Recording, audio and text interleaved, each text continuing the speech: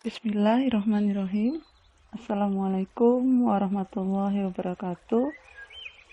Selamat pagi anak-anak hebat Bunda, siswa dan siswi kelas 7 SMP Terbuka Negeri 5 Medan dimanapun kalian berada. Ucapan syukur Alhamdulillah kepada Allah Subhanahu wa Ta'ala, Tuhan yang Maha Esa, di mana kita masih diberikan umur dan kesempatan sehingga kita bisa melaksanakan pembelajaran kita yang bertepatan pada pertemuan ke-13 untuk bidang studi IPS. Tetap semangat dan jaga kesehatan selalu. Pada pertemuan ke-13 kali ini, materi pembelajaran kita adalah bab 2, interaksi sosial dan lembaga sosial. Tujuan pembelajaran adalah A. Menjelaskan pengertian interaksi sosial. B. Menjelaskan syarat-syarat interaksi sosial. C. Menjelaskan bentuk interaksi sosial yang asosiatif. D. Menjelaskan bentuk interaksi sosial yang disosiatif. E. Menjelaskan pengaruh interaksi sosial terhadap pembentukan lembaga sosial. F. Menjelaskan pengertian lembaga sosial. G. Menjelaskan jenis-jenis lembaga sosial. H. Menjelaskan fungsi lembaga sosial. Dan I. Menunjukkan perilaku jujur, bertanggung jawab, peduli, santun, rasa ingin tahu, menghargai, dan percaya diri. Baiklah, kita mulai saja materi pembelajaran kita. Bab 2, interaksi sosial dan lembaga sosial. Prawacana. Manusia tidak bisa melepaskan diri dari kehidupan masyarakat karena manusia pada hakikatnya adalah makhluk sosial. Manusia sebagai makhluk sosial dalam kehidupannya mempunyai kebutuhan-kebutuhan, baik kebutuhan material maupun spiritual. Kebutuhan itu bersumber dari dorongan-dorongan alamiah yang dimiliki setiap manusia sejak lahir. Di dalam memenuhi semua kebutuhan hidupnya, manusia membutuhkan bantuan manusia lainnya, sehingga terjadilah hubungan antar orang perorangan maupun kelompok untuk memenuhi kebutuhan hidup manusia. Oleh karena itu, diperlukan sesuatu yang dapat mengatur perilaku manusia ketika berhubungan dengan orang lain di dalam memenuhi kebutuhan hidupnya di masyarakat.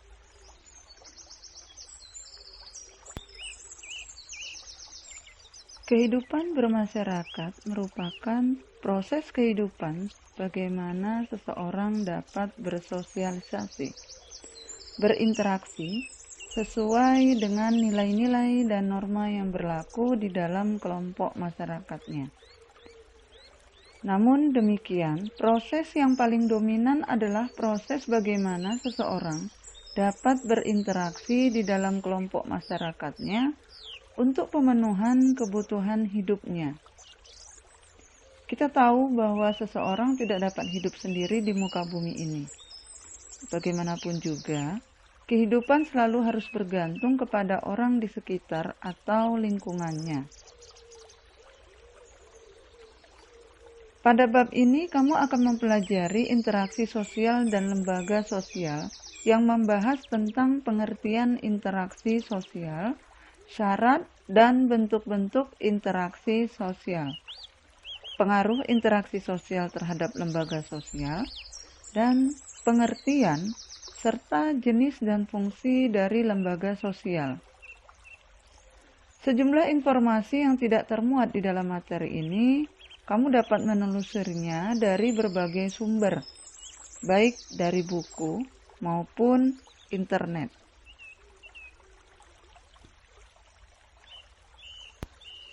A. Interaksi sosial. 1. Pengertian dan syarat interaksi sosial. Salah satu ciri manusia adalah selalu hidup bersama manusia lainnya. Kehidupan manusia sejak lahir di dunia sampai akhir hayat di kandung badan terlibat di dalam interaksi sosial. Pada saat masih bayi, terlibat interaksi terutama dengan ibu atau pengasuhnya. Setelah besar, terlibat interaksi dengan tetangga, teman-teman sepermainan, dan teman-teman sekolah. Setelah dewasa, terlibat interaksi dengan teman-teman seprofesi, dan seterusnya. Sangat sulit menemukan manusia yang menyendiri tanpa melakukan interaksi dengan manusia lain.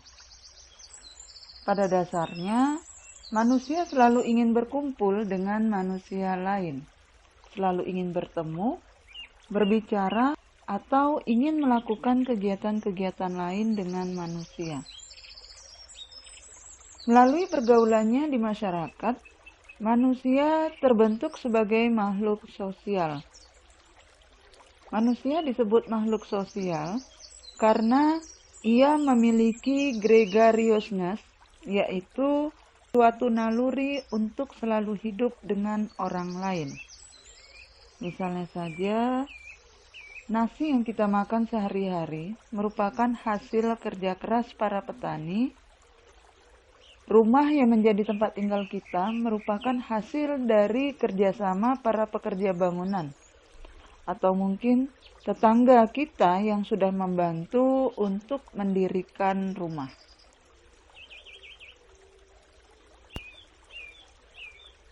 Dengan demikian, manusia harus berinteraksi dengan sesama anggota masyarakat.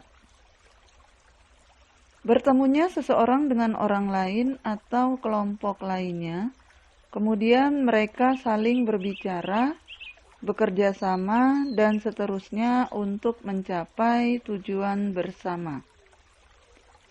Kegiatan itu dapat dikatakan sebagai proses interaksi sosial. Apa sebenarnya interaksi sosial itu? Perhatikan gambar 21 berikut ini.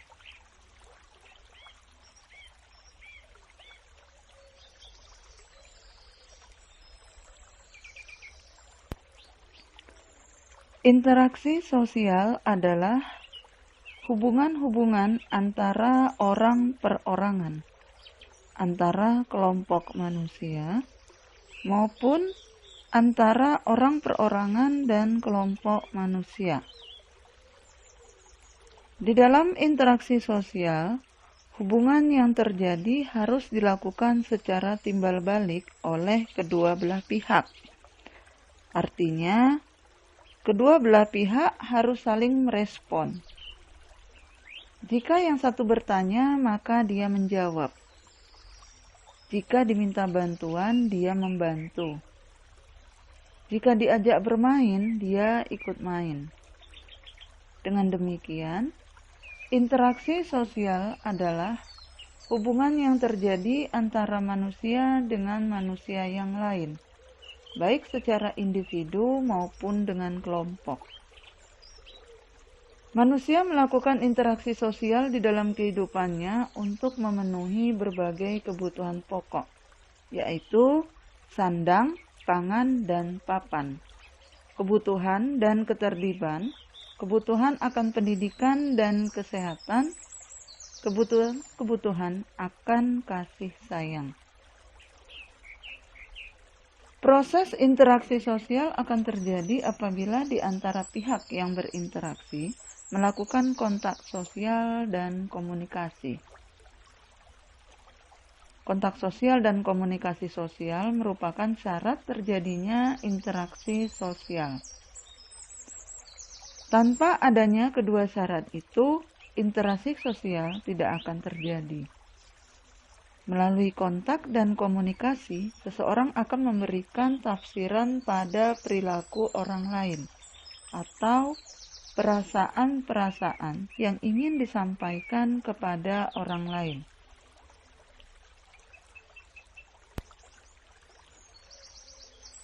Berlangsungnya suatu proses interaksi sosial didasarkan pada beberapa faktor, antara lain sebagai berikut. A. Faktor imitasi, yaitu merupakan proses seseorang mencontoh orang lain atau kelompok. Contohnya, seorang anak perempuan bermain masak-masakan karena melihat ibunya pada saat memasak di dapur. B. Faktor sugesti adalah merupakan pengaruh yang dapat menggerakkan hati orang. Contohnya, seorang pasien yang akan berobat ke seorang dokter, pasien tersebut akan cepat mengalami penyembuhan, salah satunya disebabkan adanya rasa sugesti pada dokter tersebut.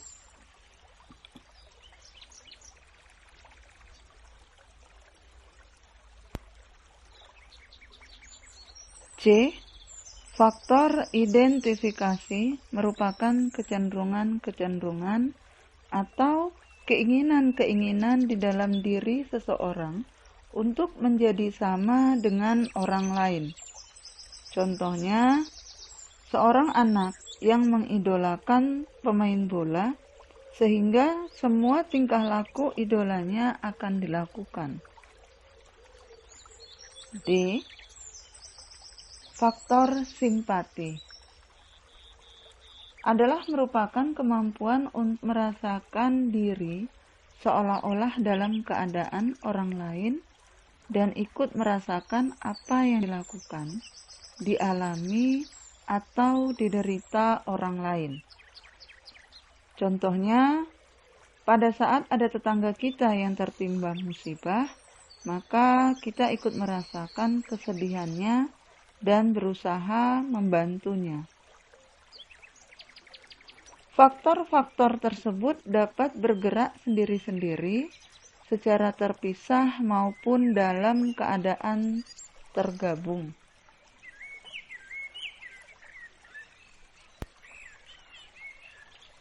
Proses interaksi sosial akan terjadi apabila di antara pihak yang berinteraksi melakukan kontak sosial dan komunikasi. Kontak sosial ini dapat berarti hubungan masing-masing pihak tidak hanya secara langsung bersentuhan secara fisik, tetapi bisa juga tanpa hubungan secara fisik. Misalnya, kontak dapat dilakukan melalui surat menyurat, telepon, SMS, dan lain-lain. Dengan demikian, hubungan fisik bukan syarat utama terjadinya interaksi sosial. Komunikasi merupakan proses penyampaian pesan dari seseorang kepada orang lain yang dilakukan secara langsung maupun melalui alat bantu agar orang lain memberi tanggapan atau memberi respon. Kontak sosial dan komunikasi sosial merupakan syarat terjadinya interaksi sosial.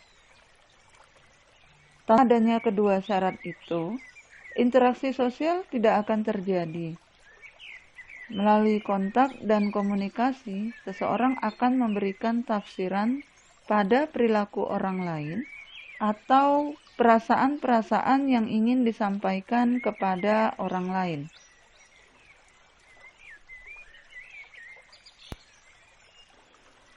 Kontak dan komunikasi menjadi syarat yang penting bagi terwujudnya interaksi sosial. Misalnya, kita ketemu dengan orang Inggris lalu berjabat tangan. Orang Inggris berbicara dengan bahasa Inggris dan kita bicara dengan bahasa Indonesia. Untuk itu, agar terjadi kontak dan komunikasi yang baik, kita harus mampu menyesuaikan diri dengan lingkungan sekitar. Itu sangat penting bagi terjadinya interaksi sosial. Tidak semua tindakan manusia merupakan interaksi sosial. Tindakan yang bagaimana yang dapat dikatakan sebagai interaksi sosial? Suatu tindakan manusia dikatakan sebagai interaksi sosial apabila memiliki ciri-ciri sebagai berikut. 1. Jumlah pelakunya lebih dari seorang, biasanya 2 atau lebih. Yang kedua, berlangsung secara timbal balik. Yang ketiga, adanya komunikasi antar pelaku dengan menggunakan simbol-simbol yang disepakati. Keempat, adanya suatu tujuan tertentu.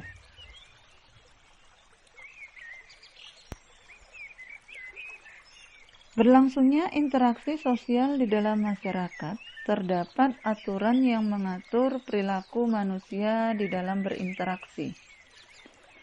Aturan apa sajakah yang menuntun perilaku manusia pada saat mereka berinteraksi?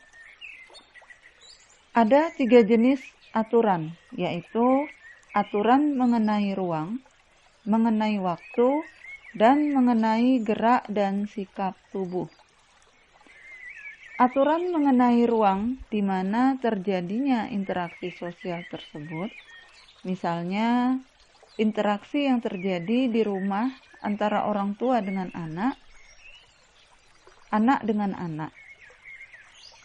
Interaksi di sekolah antara teman dengan teman, siswa dengan kepala sekolah, guru, dan karyawan. Interaksi di masyarakat antara teman sebaya dan dengan orang yang lebih tua.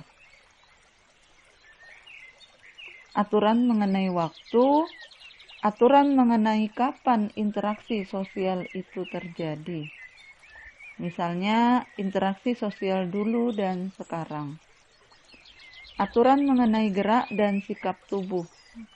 Dalam interaksi sosial, orang lain membaca perilaku kita selain kata-kata kita, karena di dalam interaksi tidak hanya memperhatikan apa yang dikatakan orang lain, tetapi juga apa yang dilakukannya. Dengan menggunakan gerak dan sikap tubuh seperti memicingkan mata, mengangkat bahu, menganggukkan kepala, mengacungkan ibu jari, mengangkat bahu, dan sebagainya.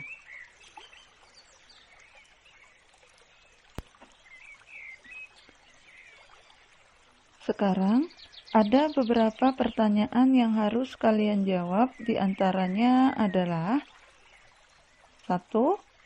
Tuliskan menurut pendapatmu tentang arti dari kehidupan bermasyarakat. Pertanyaan yang kedua, apakah yang dimaksud dengan interaksi sosial? Pertanyaan yang ketiga, tuliskan dan jelaskan beberapa faktor berlangsungnya suatu proses interaksi sosial. Pertanyaan yang keempat, apakah yang dimaksud dengan faktor simpati? Dan pertanyaan yang kelima, tuliskan ciri-ciri suatu tindakan manusia dikatakan sebagai interaksi sosial. Demikianlah yang bisa saya sampaikan untuk materi pembelajaran kita pada pertemuan ke-13 kali ini. Terima kasih karena telah mengikuti pelajaran ini. Kurang dan lebihnya saya mohon maaf. Terima kasih juga atas perhatiannya. Semoga pertemuan ini dapat bermanfaat. Akhir kata saya ucapkan billahi taufik wal hidayah. Wassalamualaikum warahmatullahi wabarakatuh. Selamat pagi.